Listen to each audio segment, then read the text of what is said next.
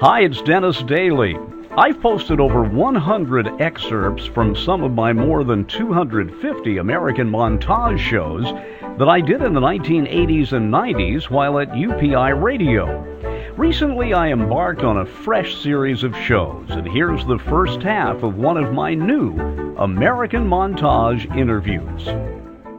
For a great many years, a personable former disc jockey and TV personality named Johnny Grant was the head of the Hollywood Chamber of Commerce. He's the one you saw at all of the investitures, if you will, into the Hollywood Walk of Fame. But Johnny is gone, his memory lives on, and the man elected to fill his shoes is LERON GUBLER. He's the guy out there now with all the Hollywood stars, showing them where their star is and making them a part of the Hollywood Walk of Fame. I went to the Hollywood Chamber of Commerce office to talk to LERON GUBLER and to do a walk down the Walk of Fame. And the first thing I found out is that even though he's now in the midst of big city life, he grew up in a very rural part of California. I'm from Central California, a town called Porterville. So how'd you end up down here? Well, it was quite by accident. I majored in public administration, ended up with a job. I graduated right when Prop 13 passed, so there were no jobs in public administration, so I ended up getting a job at Santa Monica at the Chamber of Commerce. So I ended up in Chamber of Commerce management ever since, went from Santa Monica to San Pedro, and did the complete circle coming to Hollywood about 19 years ago.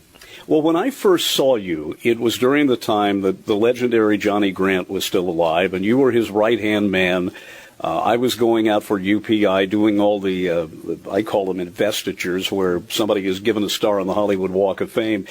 Let's talk about Johnny for a second. For those who are not from L.A., he was almost bigger than life. I mean, his background was in broadcasting, right? And he ended up being the honorary mayor of Hollywood. Well, that's correct. Johnny was a larger-than-life figure, not known nationwide as well as he is in Southern California, but I could still go across the country and people would say, do you know Johnny Grant? So he was known. He did get his start in broadcasting. He was a native of Goldsboro, North Carolina, where he was in a few little radio stations as a young man there. You know, you could certainly, now that you say that, hear that in his accent. Yes, absolutely. So he came to California right after World War II, and he ended up working in broadcasting. He was a DJ at several different stations, gave him access to a lot of celebrities. His stories are marvelous, hearing the stories, but they used to set up in the lobbies of restaurants, and he'd be out there doing a broadcast, and the celebrities would come in from dinner, and he'd signal to them. They were friends. They'd come over and talk to him. Much different than today. Well, I was telling a young friend of mine the other day that you couldn't, because of people's language, you couldn't broadcast live from anywhere anymore. That's correct. I think times have changed, but it was a different world. He was friends with all the celebrities, from Frank Sinatra to Bob Hope. And Gene Autry was his mentor. He went to work for Gene Autry at KTLA in public affairs. He at one time had his own afternoon. They used to do the movies of the afternoon, and he'd introduce them. So he had those shows. And then from there, he came to his involvement at the Chamber. We actually gave him a star back in 1980, and Johnny was quite the producer. He basically took over the production, brought in elephants and bands and a flyover of planes, and the Walk of Fame was struggling at that time, and the committee was very impressed. So they said, Johnny, how would you like to run it? And he said, of course. So he kind of took over in 1980 as the chair. So he was given a star, but then he so ingratiated his own investiture in this that everybody looked at him and said, wow, this guy can really put on a show. That's right. You know, people forget today what it was like back in 1980. Hollywood was in rough times, and it was hard to get people to accept stars back then, not like it is today. And you know, it was a troubled time, and they needed someone who had a little pizzazz. Johnny had it, and he built the Walk of Fame to what it is today. When did the Walk of Fame start? Let's go back to the beginning of that. Let's go back farther than that. There's some great photos in the lobby of what Hollywood looked like. The surprising thing to me was that it was laid out in blocks, and each one had a house on it. It looked like Kansas when some of the cities were first starting. It was not the business high-rise type of place we see now. Can you take us back to the beginning of the last century and tell us how all that happened? Sure. Hollywood actually was very close to Kansas. A lot of Midwesterners came here to settle. Great climate for agriculture. It was 6 miles from Los Angeles at that time. The city was a lot smaller, and this was the suburbs. There was a developer who came in and put together a subdivision, and that became Hollywood. Hollywood was incorporated as a city in 1903 with about 600 residents. By 1910, when it was annexed to Los Angeles, it was up to several thousand. 1911 was when the very first movie was shot in Hollywood. So this is the 100th anniversary this year of the first movie being shot in Hollywood on Vine Street at Selma. And the movie industry quickly moved into Hollywood. They liked the community, and even though it was a very, very anti-drinking, anti-saloon type of community, the city council even passed resolutions against it. They came, they liked it, they set up shop, and the industry became synonymous with Hollywood. Well, one of the things I was told in college, because I think everybody in broadcasting had to take a semester of film, was that the old black and white film was so slow, and by that I mean it took an enormous amount of light to expose each frame, that being in an area where the sun was shining, and the fact that just 4 or 5 miles from here back then, it looked as if you were out in the Old West. There were a tremendous number of westerns filmed because they didn't require inside sets, and you had every kind of geography, seashore, whatever you needed right here. It was an excellent location for them. The climate was right, a lot of sunshine, which was needed. You're right as far as the different sets that could be accommodated. The city could go downtown, the beach could be the ocean, the hills here for westerns. They were able to accommodate just about everything that was filmed at that time, and that's why they set up shop here. Now, when you look at the old photos of Hollywood, the sign that, and I want to talk about how it's gone through a lot of changes and rehabilitations over the years. The sign said Hollywood Land at one time. That's correct. The sign was put up as part of a real estate development, and I should mention it was not the only sign that was in these hills. There were other real estate developments that had similar signs. We have photos that show some of those. But this was the famous one. The development was called Hollywood Land. And in fact, it was some of the city's most prominent investors. The Chandlers were investors in this project. And beautiful homes up in the Hollywood Hills. So to call attention to it, they put this sign up on the hill. And it was outlined with light bulbs. They had 5,000 light bulbs. In fact, over there against the wall is a piece of the old light bulb assembly for the equipment. Assembly. Yeah. I just haven't figured out how to put it up on the wall here. Somebody brought that to us a few years ago. Well, don't ago. burn the building down. So it was put up, and the intent was it was only going to be up for a couple of years. And, of course, with most real estate projects, once you sell the land, it's not as important to take care of what's left. And so that sign remained on the hill, and then finally it became kind of a nuisance, and they decided, well, let's just give it to the city as an annex to Griffith Park, which they did. And so not much was done, and by the 40s, that sign was falling down the hill. It was primarily made of wood and tied together with metal, and of course termites were eating it apart. And so it was falling down the hill. A lot of the homeowners thought it was a nuisance. They wanted the city to demolish it, and the city was ready to tear it down. And at that time, the chamber stepped in and said, please don't tear it down. It's become kind of a symbol of the industry. Can we restore it? The city agreed to allow the chamber to restore it, but asked that they remove the word land. So that was the first time the chamber stepped in to restore the sign, and it pretty much looked as it does today after that first restoration. One of the interesting things to me is when you get close to it, the letters aren't in a perfect line. they look a little ragged when you get up there. That's correct. In fact, we've trademarked the sign in its unique shape, that staggered format, and that's what makes it unique. Yeah, it's imperfect, but that's what makes it so pretty. That's right. It is the most famous sign in the world, without doubt. There's a lot of demand to use it in commercials, in movies, in television, because when you think of Southern California, it is the only thing that is really, truly unique about Southern California. We've got a lot of great things here. We've got the beaches, the mountains, we've got some great buildings, but the only thing that really in one picture says L.A. and Southern California happens to be the Hollywood sign. I was flying into the Burbank airport one time, and I should have asked what happened, but it was the only time the plane was ever vectored or sent around the other side of the hill to get in. Might have been an emergency or something, but we came around, and all of a sudden, everybody on one side of the plane looks over, and the Hollywood sign is there, and there were a lot of tourists. I thought they were going to go nuts. You know, it is amazing, the interest in that sign.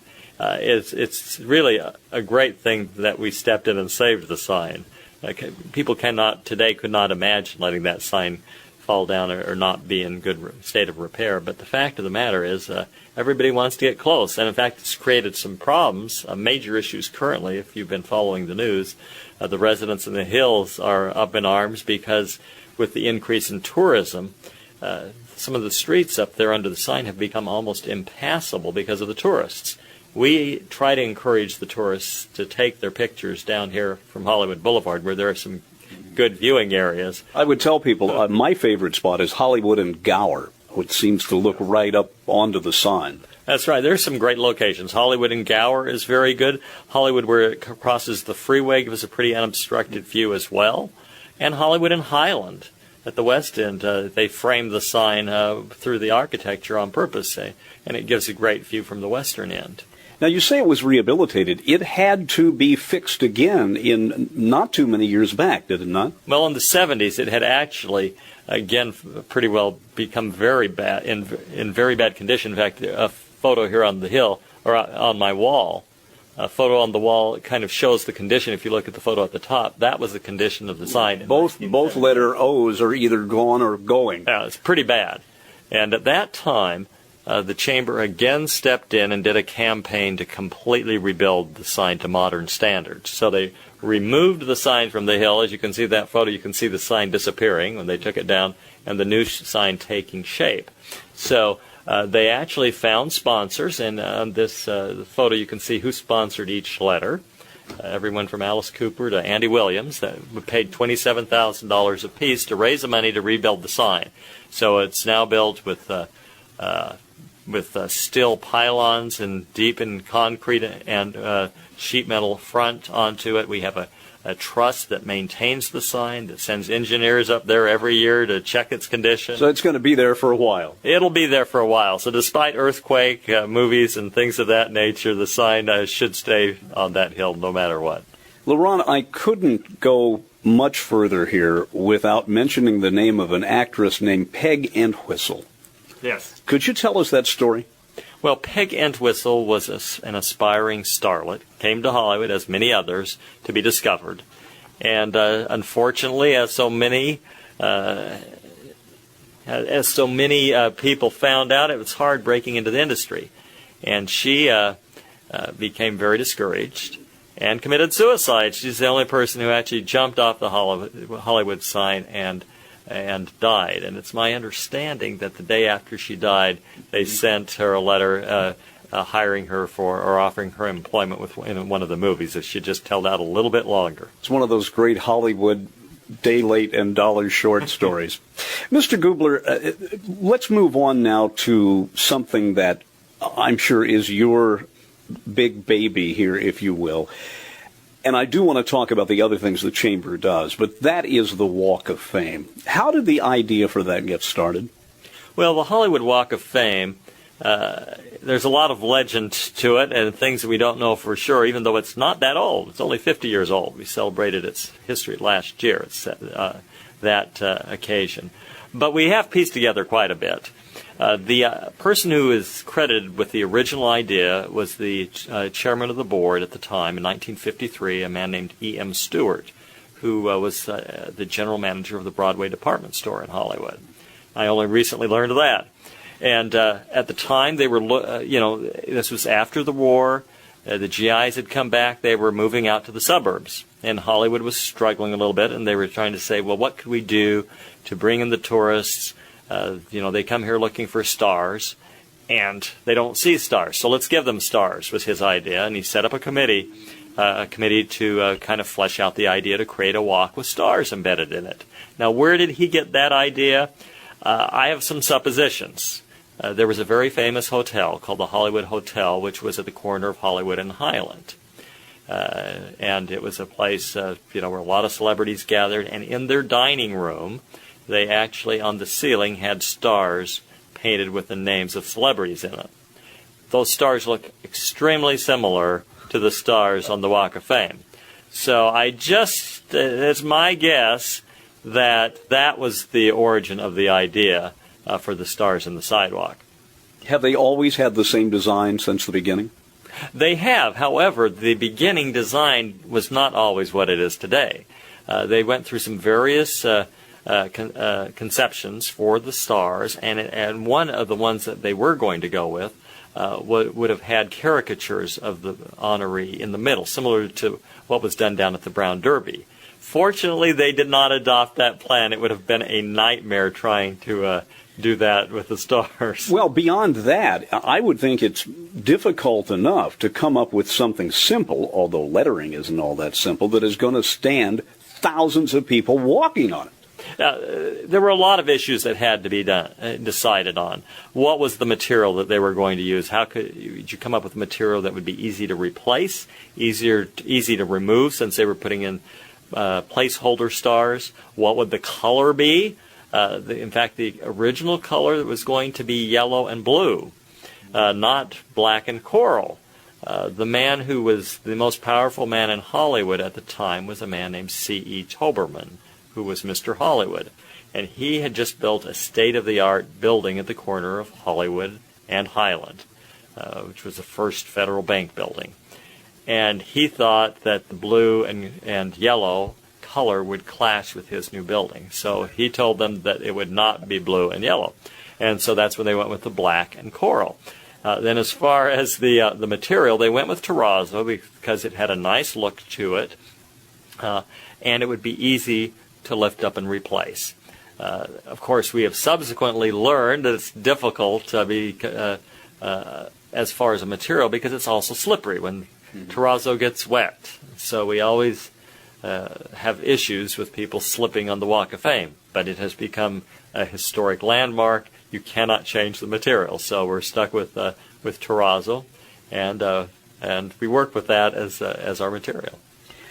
Has the process by which you pick the stars changed over the years? Did they use a much different criteria at the beginning? Because I've heard people saying, oh, you can buy a star on the Hollywood Walk of Fame. Well, to some extent there's personal costs, I understand, involved, but it's a selective process. Well, let me answer that question. The process has changed in that there was no process initially. Let me give you a bit of the history. When they created the walk, there were 4 categories initially, not 5. We added the live performance, live theater category later on. When Johnny took over, they added that category. And they asked a lot of the experts in the different industry fields to select the honorees. So, for example, Walt Disney was on the selection committee, and Cecil B. DeMille for motion pictures. And I believe they asked the National Recording Academy to work on the recording industry, and the Broadcasting Association for the radio. And they put in 1,500 stars all at once. So these groups took candidates, nominations for those first 1,500 stars, and immediately it became very controversial because they were deciding who in all the history of Hollywood was worthy of being honored, and some were selected and some weren't.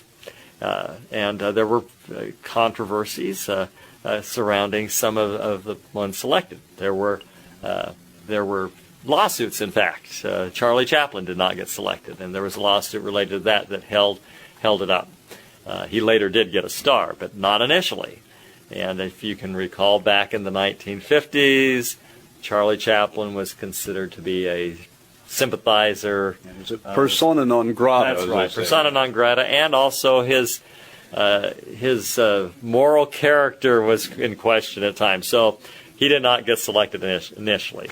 There was a lawsuit which by his son, which was he lost, and they went forward with the walk. But after they selected those initial 1,500, there was no mechanism for continuing the walk. And so in other words, at the beginning, it was kind of it was a large number, but it was almost a one-shot deal. That's right. And so the chamber went to the city and said, well, okay, we need to have some way to perpetuate this. And the city appointed the chamber as the administrator. And from 1960 until they added any new stars, it took several years to come up with the criteria and how they were going to fund this. So it was not until 1968 that they added another star. And so it took all that time to figure out, okay, how do we do this? How do we pay for it? And they did come up with a mechanism which is pretty close today to the same. There's a selection committee with a representative from each of the categories. There is a nomination process. Candidates must be nominated, and then they must have someone who's willing to pay for the costs of the ceremony. And so those are the factors that are looked at. Can you buy a star? The answer is no. The media loves to play with the issue because there's a cost. Somebody has to pay for it. But it's for the ceremony. That's right. It's for the ceremony, and the fact is we review between 200 and 300 applications a year. So from that, they select a couple of dozen. So oftentimes the media implies, well, just anybody who wants a star just can come in and offer you the money and you'll honor them. That's not the case. It is a very competitive process. And believe me, with the egos in the entertainment industry, the ones who don't get selected are not happy. Clear this up for me. I have heard people say, oh, he was selected and everything was ready to go, but he's waiting until he has a movie come out or waiting for an event. Are there people who have a star in escrow, if you will, and they're just waiting for the right moment? The answer is yes. We will not do a ceremony unless the honoree shows up for the ceremony. Of course, unless they're deceased. We will do the ceremony and know that there's spirits there if they aren't. So we're doing Betty Holly this fall, for example. But we do have to have them agree to attend. And quite often, in fact, usually, the celebrity wants to wait until there is a special occasion on which to schedule their ceremony. When we select them, we give them a 5-year window in which to set their date. If they don't select their date within 5 years, then they have to go back in the hopper and reapply. So as of right now, we've got several dozen celebrities who have been selected and have not selected a date. Now, for example, I have a good friend, Jimmy Weldon, who's the last remaining voice left from the Yogi Bear show. He was Yankee Doodle, Little Doug on there. And he was a pioneer in children's television back in 1950. Replaced Sherry Lewis, hosted a show for Ralph Edwards, did all kinds of things. My question is, if he were, for example, to go through the selection process and be selected, how much money does the ceremony cost? Well, the current fee is $30,000. That's the fee. Some people say, well, that's a lot of money, but it actually is not. For some people, that's a drop in the bucket. Usually that fee is paid for by a studio, a special sponsor, a fan club. Almost never does the honoree fork out the money. What about the surface of the stars themselves? The people who keep the stars clean, are they volunteers? Is it a committee? How does that work? Because I know there's a lot of maintenance. You'll see, for example, a sidewalk will crack. Then it's a major problem. That has to be fixed or replaced. Well, there's some issues there, two different issues. You've got ongoing maintenance and then maintenance if something happens and it needs to be fixed. There are actually two different entities that work on that. We have an assessment district of property owners that pays for the ongoing maintenance of the street, of the sidewalk. The sidewalks are steam cleaned 3 times a week and swept the rest of the week to try to keep up the appearance. But even that, with the number of tourists and people on Hollywood Boulevard, it's a challenge keeping it looking good, but we try. As far as when there's damage to a star, and after 50 years, believe me, there's quite a bit that needs to be repaired. We have a trust that was set up. Back in 1978, at the same time we fixed the Hollywood sign, we set up two trusts. One is called the Hollywood Historic Trust, the other one the Hollywood Sign Trust. The Historic Trust assists the city in a volunteer capacity with maintenance. And we always say volunteer. The sidewalks belong to the city.